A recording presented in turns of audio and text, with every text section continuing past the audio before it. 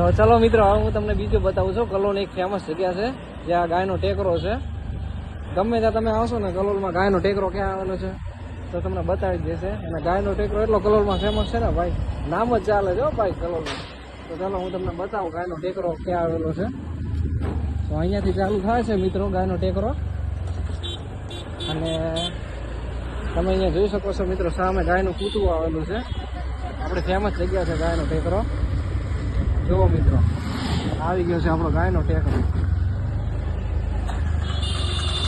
અને હવે આપણે જઈ રહ્યા છીએ અંબાજી મંદિર તરફ. કલોલનું અંબાજી મંદિર છે. ચાલો હું પણ એ તમને બતાવી દઉં. તો છે આ મિત્રો કલોલનું અંબાજી મંદિર. તમે અહીંયા જોઈ શકો છો મિત્રો, અંબે માનું મંદિર આવેલું છે. તો દર્શન કરી લેજો.